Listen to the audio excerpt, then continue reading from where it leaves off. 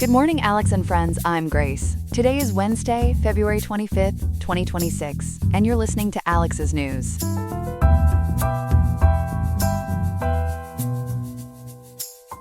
high in Riverside today is 79.4 degrees, with a low of 56.7, making for a mild and comfortable day, ideal for a leisurely walk or outdoor errands without the summer heat.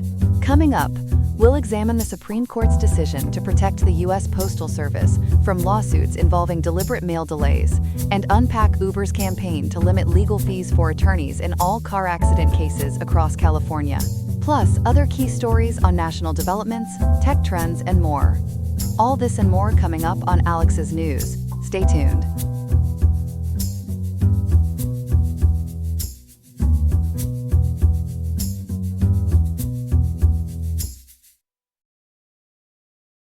The Supreme Court handed down a big decision yesterday about when you can sue over messed up mail. Our legal analyst Ethan is here to walk us through it. Ethan, what did the justices decide? They tightened the rules pretty dramatically. According to SCOTUS blog and reporting from ABC News and Fox News, the court said the federal government is largely immune from money damage lawsuits when mail is lost, misdelivered, or even intentionally withheld. The case is called United States Postal Service versus Conan, and it was decided yesterday, February 24th, 2026. The vote was 5-4, and it sharply limits when people can sue over mishandled mail. So this all turns on something called the Federal Tort Claims Act. Can you explain what that is in plain English? Think of the Federal Tort Claims Act, or FTCA, as Congress saying, in limited situations, quote, "We will let you sue the United States like a private person," end quote. Normally, because of sovereign immunity, you cannot sue the federal government at all unless it agrees. In 1946, Congress partly opened that door, allowing people to seek damages when federal employees acting on the job commit negligence or other wrongful acts that would be torts under state law. But Congress also carved out lots of exceptions, and this case is about one of those carve-outs. And that carve-out is the so-called postal exception. What does that actually say? The statute in Section 286080, subsection B, keeps immunity for, quote, "any claim arising out of the loss, miscarriage, or negligent transmission of letters or postal matter," end quote. Those three words, loss, miscarriage, negligent transmission, have been doing a lot of work for decades. The dispute in Conan was whether loss and miscarriage cover only accidents and mistakes, or also cover deliberate, even malicious actions by postal workers. Different appeals courts had split on that, and the Supreme Court stepped in to settle it. And how did this particular dispute get started down in Texas? The case began with a landlord and businesswoman named Libene Conan in Euless, Texas, outside Dallas. According to ABC News, she is a black landlord, real estate agent, and insurance agent who owns several rental properties and depends on regular mail delivery for herself and her tenants. Around 2020, she discovered that the lock and key on a centralized mailbox at one of her properties had been changed without her knowledge. When she tried to get access back, the local post office would not give her a key or restore delivery until she proved she owned the property. Did she eventually get that proof sorted out, and did that fix things? She did. Court records summarized by SCOTUS-oriented sites like Justia show she provided proof of ownership, and the Postal Service's Office of Inspector General investigated. The Inspector General reportedly told the local office to restore her mail service. But according to her lawsuit, the problems continued for roughly 2 years, and even spread to a second property. She says workers kept holding mail at the post office, marking items undeliverable or returned to sender, and insisting on shifting identification requirements before they would put anything in that shared mailbox. And she believed this was not just red tape, but something more sinister, right? Exactly. SCOTUS blog and ABC News report that Conan described it as a campaign of racial harassment. She alleged that 2 specific postal employees disliked that she was a black woman who owned multiple properties, some rented to white tenants. In her telling, they changed the listed box holder, swapped locks, and systematically withheld or sent back mail for her and her tenants. She says that led to missed bills, missed medications, issues with car titles and other documents, tenants moving out, and significant emotional distress. What did the Postal Service say in response to those accusations? The government painted a much more bureaucratic picture. As SCOTUS blog recounts, the U.S. Post Office said this was about enforcing identification rules for centralized mailboxes, making sure listed names matched people actually living at the address, in order to prevent fraud and mail theft. They framed it as a compliance fight over who could use the box, not a racial dispute. And importantly, the lower courts ended up dismissing her explicit civil rights claims, saying she had not pled enough specific facts to prove racial animus rather than a messy policy disagreement. So by the time this reached the Supreme Court, it was not technically a racism case anymore? That is right. Her claims under civil rights statutes like Title 42 U.S.C. Section 1981 were dismissed earlier and were not on review. When the case got to the justices, they treated it mainly as a statutory FTCA question. The legal issue became, in essence, even if you assume for the sake of argument that postal workers acted intentionally or maliciously, can you still get damages from the United States under the FTCA, or does the postal exception shut the door? Walk us through what the lower courts did before the Supreme Court stepped in. Conan sued the United States, the Postal Service, and 2 individual workers, bringing state law tort claims like intentional infliction of emotional distress and tortious interference with business relationships. The federal district judge in the Northern District of Texas said the postal exception barred those FTCA claims because they arose from loss, miscarriage, or negligent transmission of mail, regardless of intent. On appeal, the Fifth Circuit disagreed in part, ruling that the exception covered only negligence and accidental mishandling, not deliberate non-delivery. That narrower reading would have allowed her intentional misconduct claims to continue, which is why the Justice Department asked the Supreme Court to review it. So when the justices ruled yesterday, what did the majority actually hold? In a 5-4 decision written by Justice Clarence Thomas, the court sided with the government and reversed the Fifth Circuit. Thomas, joined by Chief Justice John Roberts and Justices Samuel Alito, Brett Kavanaugh, and Amy Coney Barrett, said the words loss and miscarriage are not limited to accidents. According to SCOTUS blog summary, he read loss as any deprivation of mail and miscarriage as any failure of mail to be properly delivered, regardless of whether a postal worker acted negligently or on purpose. Because Congress separately mentioned negligent transmission, he said loss and miscarriage must be broader, cause-agnostic categories. How did the majority connect that reading to the reality of how big the Postal Service is? Justice Thomas leaned heavily on scale. Fox News noted that he cited figures showing more than 600,000 Postal Service employees handling over 112 billion pieces of mail a year, more than 300 million pieces every day, going to over 165 million addresses. His concern was that if intentional misconduct sat outside the postal exception, then anyone frustrated by missing or delayed mail could allege it was deliberate to get into court. He warned that would open the litigation floodgates and undermine what he saw as Congress's goal of broadly protecting the government from suits over everyday mail problems. Did he completely shut the door on Conan's case, or is anything left for the lower courts? He left a narrow crack.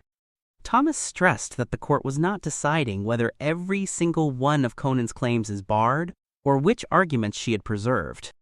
The justices sent the case back down for the lower courts to sort out any remaining non-FTCA theories, like possible claims against individual employees or requests for non-monetary relief. But as a practical matter, her attempt to get money damages from the federal government for the years of alleged non-delivery is effectively finished. Now, this was not a unanimous ruling. What did the dissent say? Justice Sonia Sotomayor wrote the dissent, and she was joined by Justices Elena Kagan, Ketanji Brown Jackson, and, notably, conservative Justice Neil Gorsuch. According to ABC News, that lineup underscored that this is not a simple left-right split about government liability. Sotomayor argued the majority, quote, overextended, end quote, the postal exception beyond what Congress actually wrote. She said loss, miscarriage, and negligent transmission all naturally suggest mistakes, mishaps, and negligence, not deliberate racial harassment or malicious withholding of mail. So in her view, the plain language really does the opposite of what the majority said? Exactly. She gave the everyday example that when people say, quote, "The post office lost my package," end quote, they mean it went astray, not that a clerk intentionally destroyed it. In her reading, if Congress had wanted to immunize every kind of mail handling, intentional or not, it could have used much broader words. Instead, she saw three linked terms that all cluster around accidental failure, which would mean intentional wrongdoing remains actionable under the FTCA. And she warned that the majority's approach effectively hands the government more immunity than Congress actually granted. She also raised concerns about accountability, especially when discrimination is alleged. How did she frame that? Sotomayor was blunt about the stakes. As SCOTUS blog recounts, she stressed that under this ruling, the United States is shielded even when postal employees, quote, "maliciously withhold," end quote, mail because of race or other improper motives. She argued courts cannot rewrite statutes just because they worry about too many lawsuits. If Congress chose a narrower exception that allows suits for intentional misconduct, that is Congress's choice. By immunizing both negligence and malice in the same way, she said, the court leaves people harmed by egregious mail interference with essentially no realistic path to monetary relief from the government. Even with this decision, are there any other avenues left for someone who believes a postal worker deliberately targeted them? There are a few, but they are narrow and hard to use. The FTCA only governs damage suits against the United States itself, so in theory you can still try to sue individual postal workers. That might be under old civil rights laws like Section 1981 or 1985, or through state tort claims, arguing their racial harassment fell outside the scope of their federal employment. But as legal analysts at Cornell's Legal Information Institute point out, doctrines like the Westfall Act and qualified immunity make those cases very tough to win. What about getting the mail problem actually fixed, even if you cannot get money for what you lost? That is where non-monetary remedies come in. People can seek injunctions in federal court, sometimes under the Administrative Procedure Act, asking a judge to order the Postal Service to resume delivery or change discriminatory practices. They can also file complaints with the Postal Regulatory Commission, which under Title 39 has authority to police unreasonable discrimination in postal services, and with the Postal Service's Inspector General or the Postal Inspection Service, which investigate misconduct. And for the most serious cases, there is a criminal statute that allows prosecutors to charge postal employees who unlawfully delay or destroy mail, though that is about punishment and sometimes restitution, not a full civil damages award. So when we see headlines saying you just cannot sue the Postal Service anymore if they do not deliver your mail, how accurate is that? Those headlines capture the big picture but gloss over the nuance. What this ruling clearly does, as ABC's coverage stressed, is block FTCA damages suits against the United States and the Postal Service when the injury flows from lost, misdelivered, or withheld mail, even if the plaintiff says it was deliberate or discriminatory. It does not bar every conceivable lawsuit or complaint, but it wipes out the main, straightforward route most people would normally use. For everyday citizens, that means your remedies are now mostly internal complaints, regulatory processes, and possibly criminal referrals, rather than a civil damages claim against the federal government. Stepping back, what are the broader implications of this decision for the relationship between citizens and their government? It is a significant reassertion of sovereign immunity in a part of life that touches nearly everyone. SCOTUS blog noted that the court has been increasingly cautious about expanding government liability, and this fits that pattern. For people like Lebene Conan, who say they suffered years of targeted interference, financial loss, and emotional distress, the message is that the courts will not make the federal government pay damages for those harms when they arise from mishandled mail. Instead, if Congress thinks that is too harsh, it will be up to lawmakers in Washington to amend the postal exception and reopen that door. And this all unfolded incredibly fast. We are talking about a decision that came down just yesterday. That is right. The ruling on February 24, 2026, immediately resolves a long-standing split among the lower courts about how far this postal exception reaches. As of this morning, February 25th. The law of the land is that the exception is broad and covers intentional non-delivery. So anyone contemplating a mail-related damages suit against the federal government will now run straight into the Conan decision. A major shift in a fairly obscure corner of the law, but one with very real everyday consequences. Ethan, thanks for breaking that down for us. Always happy to help explain it, Grace. California is heading toward a huge ballot fight over who pays when there's a car crash, and Uber is right in the middle of it. Reporter Chloe Martin is here to walk us through what's at stake. Chloe, what exactly is Uber trying to do with this constitutional amendment? Uber is backing something formally called the Protecting Automobile Accident Victims from Attorney Self-Dealing Act, and according to LAist and CalMatters, it would actually govern every motor vehicle crash in California, not just rideshare trips. The centerpiece is a hard cap on contingency fees. Lawyers could get no more than 1/4 of any settlement or verdict, and that 25% has to cover both their fee and all litigation costs. Because experts and depositions can be very expensive, legal scholars told CalMatters that in tough cases, a lawyer's real take-home could drop toward 10 or 12% of the total recovery. So when Uber advertises that injured people will keep 75% of their money, how are they selling that to voters? Uber is pitching it as a consumer protection, saying it reins in, quote, billboard lawyers, end quote, who might take 1/3 or more of a victim's award. The company told LAist this guarantee makes sure people are not left with little to nothing after attorneys and costs are paid. Critics like Stanford law professor Nora Engstrom argue in that same coverage that the 75% slogan is a powerful bumper sticker, but it hides how much harder it might become to bring serious cases at all. Let's dig into medical bills, because that's where a lot of people get wiped out. How would those be handled under Uber's plan?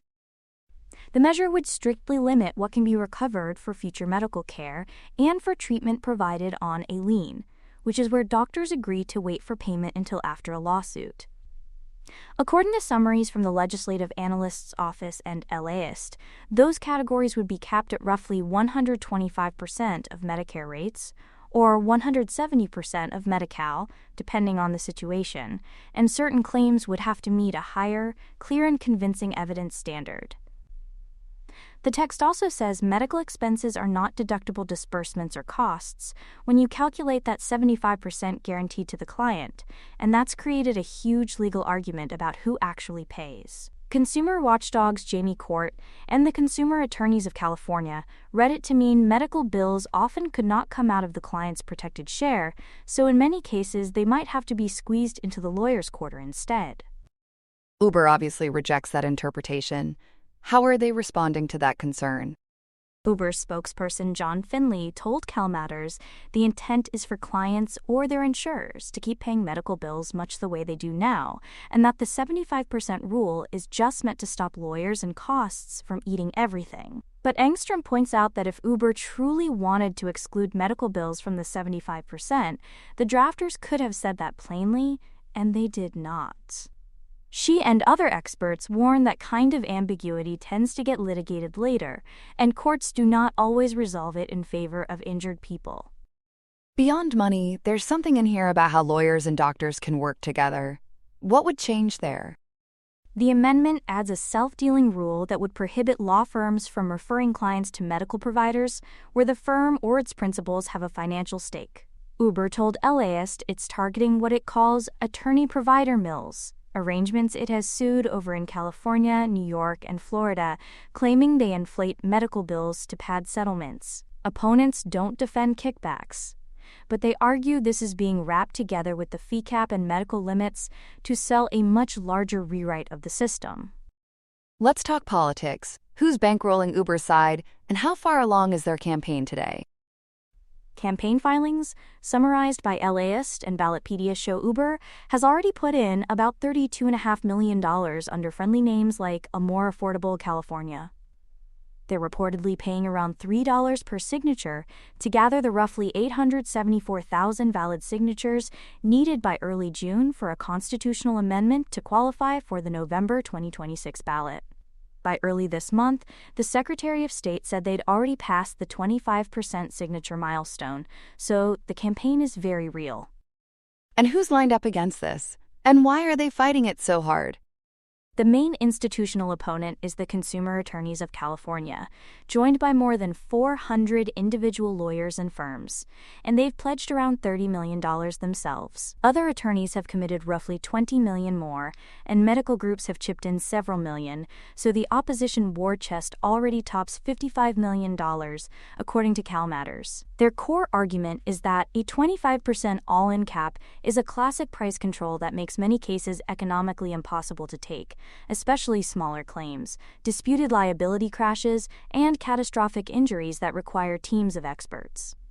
Engstrom told LAist that for some serious cases, this could amount to, quote, de facto immunity, end quote, for big defendants, because no rational firm can afford to litigate them under these constraints. Doctors are also spending against this, which might surprise some listeners. What are they worried about?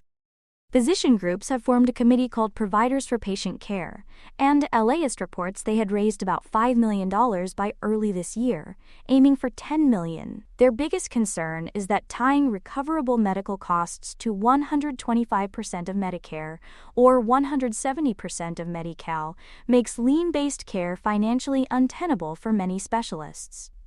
As lobbyist Pamela Lopez told CalMatters, those programs already pay so little that if doctors can only collect near-government rates in auto cases, many will simply stop accepting patients who are counting on a lawsuit to pay for surgeries or long-term rehab. The fear is uninsured, and underinsured crash victims will be turned away from private providers and pushed into overcrowded emergency rooms and county safety net systems.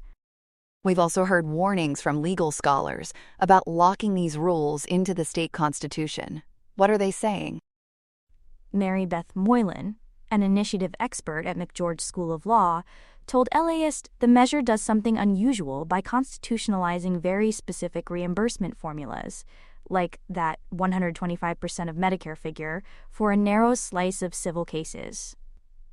Normally, those technical numbers are adjusted by legislators or regulators as medical costs change, but once they're in the Constitution, any fix would require another statewide vote. Nora Engstrom also criticizes what she calls convoluted drafting around the 75% rule and medical damages, saying if transparency were the real goal, the text would more clearly spell out who pays what. And UC Irvine's Vina Dubal argues in LAist's reporting that this is part of a broader pattern of Uber using direct democracy to shield itself from accountability, just as it did with Proposition 22 back in 2020. That raises the question of costs for taxpayers. What does the state's own fiscal analyst say this might do to Medi-Cal and the courts? The Nonpartisan Legislative Analyst's Office estimates in its official report that Medi-Cal spending would increase by millions to tens of millions of dollars a year, because the state would recover less money from at-fault drivers and insurers through crash lawsuits. At the same time, the LAO thinks courts would save a similar amount because fewer auto injury cases would be filed. But it also warns the cases that do go forward might be more complicated and time-consuming as judges sort out new evidentiary standards and disputes over that 75% rule. In short, taxpayers pick up more of the medical tab, even as the civil docket shrinks. Uber keeps promising this will help lower insurance premiums and maybe even ride prices. Is there evidence from other places that those savings really reach consumers? Studies of tort reforms in states like Texas and Florida, summarized by legal and policy analysts, show that insurers' loss ratios and profits usually improve, but the effect on premiums is modest, often just 1% or 2% once you factor in inflation and repair costs. In Florida, for instance, some big carriers filed single-digit rate cuts after recent legal changes, but independent think tanks caution it is hard to separate that from broader trends. Here in California, LAist points out that after lawmakers passed Senate Bill 371 in 2025, slashing required uninsured motorist coverage for ride-hail trips, average Uber fares kept rising instead of falling. On Uber's own fourth-quarter earnings call for 2025, executives told investors that California insurance reforms would help drive higher revenue growth and margin expansion, which opponents say is a clue about who really pockets most of the savings. Remind us what that earlier insurance bill actually did for rideshare crashes. Before SB 371, ride-hail companies had to carry about $1 million in uninsured and underinsured coverage per crash victim. The law, carried by Senator Chris Cabaldon and signed by Governor Gavin Newsom, cut that down to around $60,000 per person and $300,000 per incident, a huge reduction. Uber and its allies argued those high coverage levels were a, quote, hidden tax, end quote, on every ride that drove up fares, but follow-up reporting by outlets like LAist and Gridwise shows fares rose anyway. Consumer advocates now describe SB 371 and Uber's new ballot measure as a kind of pincer movement, lowering how much is available after a crash while also making it harder to hire a lawyer and recover full medical costs. Put this in the broader context of Uber's political playbook in California. How does it connect back to Prop 22? Proposition 22 in 2020 was the first big example of Uber using the statewide ballot to rewrite legal obligations, spending, along with Lyft and others, more than $205 million to keep app-based drivers classified as independent contractors. That saved the company a lot on labor costs and gave it a model for how to run and win a massive initiative campaign. Dubal told CalMatters she sees this new amendment as a sequel instead of employment law. Uber is now targeting tort law, and instead of just gig workers, it is reshaping rules that apply to everyone on the road. Beyond California, what do we know from other jurisdictions that have tried tight caps on legal fees or medical damages? Under the Federal Tort Claims Act, which governs lawsuits against the United States, attorney fees are capped at about 1/4 of a judgment, and bar groups have long said that makes it hard for many victims to find representation unless their case is straightforward and worth enough to justify the risk. Research from RAND and the University of Illinois, cited in policy discussions, suggests that when states impose low contingency fee caps, lawyers become stricter gatekeepers and either decline or settle cheaply many small or complex but meritorious cases. States like Texas and Florida that tie medical damages to amounts actually paid or to Medicare-like benchmarks see average awards drop and fewer doctors willing to treat on liens for uninsured crash victims, which pushes more people into public systems. California's proposal goes further by locking specific Medicare and Medi-Cal multipliers into its constitution, something Moylan says could magnify those effects and make them very hard to unwind later. Trial lawyers aren't just playing defense, though. They've launched their own ballot measures. What's the big one designed to counter Uber? The centerpiece is a rival constitutional amendment informally called the People's Right to Contract with Counsel of Choice Act. As Ballotpedia and CalMatters explain, it would bar new state laws from capping contingency fees or otherwise interfering with someone's ability to hire a lawyer on those terms. Crucially, it's written with a conflict clause if both this and Uber's initiative pass, and there's a clash. The one with more yes votes prevails to that extent. That approach leans on Article 2, Section 10 of the state constitution and a 1990 California Supreme Court case. So if the right to counsel amendment wins even a little more support than Uber's, its backers believe it would wipe out Uber's fee caps. How far along is that counter-amendment in terms of signatures and money? Reporting by LAist and political trackers says it has also crossed roughly 1/4 of the signatures it needs as of now, the same ballpark as Uber's measure. On funding, the opposition side overall is ahead about $55 to nearly $58 million from lawyers and doctors versus Uber's $32.5 million. Early private polling, described in those reports, suggests voters like the idea of protecting their right to choose a lawyer even more than they like Uber's 75% promise once they hear both messages. There's also a measure zeroing in on rideshare sexual assault. What would that do? And how does it fit into this fight? That proposal is a statutory initiative sometimes called the Sexual Assault Against Rideshare Passengers and Drivers Prevention and Accountability Act. According to LAist and Ballotpedia summaries, it would nudge Uber toward a common carrier-like duty for sexual misconduct, meaning a heightened responsibility for safety in that narrow area. And it would require more intense background checks, monthly public reporting of sexual assault and misconduct incidents, and a safety risk score for drivers that riders could see. Strategists admit it is partly a wedge. It keeps public attention on New York Times investigations into the scale of sexual assault allegations involving rideshare drivers, and reinforces the narrative that Uber is trying to cut its liability at the very moment its safety record is under scrutiny. When Uber tried to get a federal judge to block a Super Bowl ad tying the company to those allegations, the court declined, citing First Amendment concerns, and the ad ran. And wasn't there a third anti-Uber idea that's now been shelved? Yes, the Rideshare Public Accountability Act would have broadly classified companies like Uber as common carriers for all injuries, making them directly liable for harms to riders and the public regardless of drivers' contractor status. But by late last year, CAOC and its allies quietly suspended signature gathering. Sources told CalMatters they were worried about voter confusion and wanted to conserve resources for the two measures they see as more potent this cycle: the Right to Counsel Amendment and the Sexual Misconduct Statute. Where do things stand overall right now, with about 9 months until the election? As of today, February 25th, both Uber's amendment and the Right to Counsel Amendment are on track, having reached that early 25% signature milestone toward the November 2026 ballot. The Sexual Misconduct Statute, which needs fewer signatures by early July, is moving at a similar pace, while the broader crash liability measure is on ice.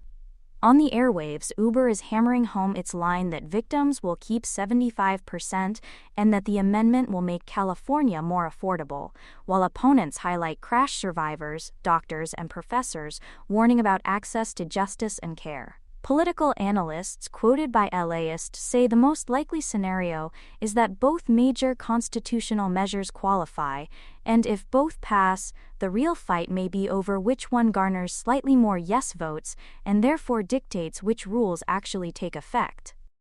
So for drivers and families listening this morning, what's the bigger question they'll really be answering on that ballot? They are being asked who should bear the costs of auto injuries in California, the people who are hurt, and public programs like Medi-Cal, or the companies and insurers whose premiums and profits are at stake. Uber's amendment offers a leaner tort system with fewer suits, tighter payouts, and stricter rules on lawyers and doctors, in the hope that overall costs go down. The countermeasures from trial lawyers and physicians aim to preserve a world where severely injured people can still find legal and medical help, even if their case is complex, risky, or expensive. And they try to push Uber toward greater, not lesser, accountability in at least some areas like sexual misconduct. How voters sort through those trade-offs over the coming months will shape what happens after every fender bender or freeway pileup long after this election is over. An enormous fight over who pays after a crash and how much. Chloe, thanks for breaking it all down. Always glad to help make sense of it, Grace. Here are some other headlines. In Washington, a major aviation safety overhaul failed to get off the ground, coming in for a rough landing by just one vote. The Bipartisan Rotor Act, written after a January 2025 mid-air collision over Washington, D.C., between an American Airlines regional jet and an Army Black Hawk helicopter that killed 67 people, fell short of the two-thirds fast-track threshold in the House. The final tally was 264 to 133, with 132 Republicans and one Democrat grounding the bill, despite unanimous Senate passage last December.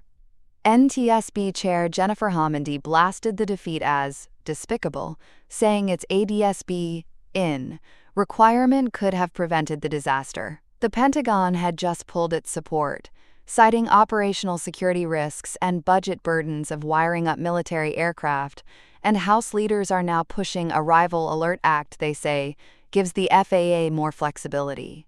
For families of the crash victims watching from the gallery, the vote was less checks and balances, more heartbreak and stalemate. In Mexico, a kingpin's fall has triggered a kingdom of chaos. Nemesio El Mencho Oseguera Cervantes, leader of the Jalisco New Generation cartel, was killed in a February 22 military raid, and the backlash has been bloody. At least 74 people are dead, including 25 National Guard members and dozens of cartel gunmen. Cartel loyalists unleashed more than 250 roadblocks across 22 states, choking highways, shutting schools in western Mexico, and forcing flight suspensions at major airports. President Claudia Sheinbaum insists that all the guarantees remain in place for the 2026 FIFA World Cup and says there is no risk to visitors. Security experts warn the real red card may be cartel fragmentation and power vacuums, just as Mexico faces U.S. pressure over fentanyl or risk tariff trouble. In Ukraine, 4 years after the 2022 invasion, President Volodymyr Zelensky says Vladimir Putin has not broken the country's resolve, even as Russia holds roughly 20% of its territory. Marking the anniversary in Kyiv alongside more than a dozen senior European officials, Zelensky argued Ukraine has defended its statehood and is now sprinting toward European Union membership by 2027. He invited U.S. President Donald Trump to visit and see the devastation firsthand, a diplomatic appeal as the war grinds into a long war of attrition. The United Nations reports 2025 was the deadliest year for civilians so far, even though Russia captured less than 1% more land, underscoring a conflict where the front lines barely move but the human toll keeps advancing. In tech and dollars, Meta and AMD are putting the chip in partnership. The companies unveiled a multi-year deal valued between roughly $60 billion and $100 billion over 5 years. AMD will deliver 6 gigawatts of AI computing power built around custom Instinct MI 450 GPUs and 6th General EPYC Venice CPUs, in what AMD calls one of the industry's largest AI deployments. Meta receives performance-based warrants that could translate into about 160 million AMD shares, roughly a 10% stake, if rollout milestones are met. Shipments start in the second half of 2026, dovetailing with Meta's plan to pour about $135 billion into AI infrastructure this year as it pursues personal superintelligence and tries to prove NVIDIA is not the only game in Silicon Town. And in California, for many college students, the biggest test is not on paper, it is having a place to put their pillow. Roughly 1 in 10 California State University students faces homelessness. The college-focused rapid rehousing program, launched in 2020, has helped more than 9,000 students so far across 18 CSU campuses and all 10 University of California campuses, offering emergency housing, rental help, and case management to keep them enrolled. A 2025 study found participants reported higher GPAs and better mental health than other housing-insecure students. Governor Gavin Newsom's proposed 2026 to 2027 budget keeps $31 million a year flowing to the initiative, which advocates call a lifeline for foster youth and first-generation students. But with about 87% of CSU students pushed into the pricey private rental market, lawmakers are eyeing a 2026 state bond for permanent on-campus housing. A reminder that for many, the real degree they need is an affordable shelter. That's all we have for now. Today's episode was made by Alexander King with GPT 5.1, Gemini Pro 3, Gemini Flash 3, and Google Cloud Text-to-Speech. I hope you have a great day. I'll see you tomorrow, Alex.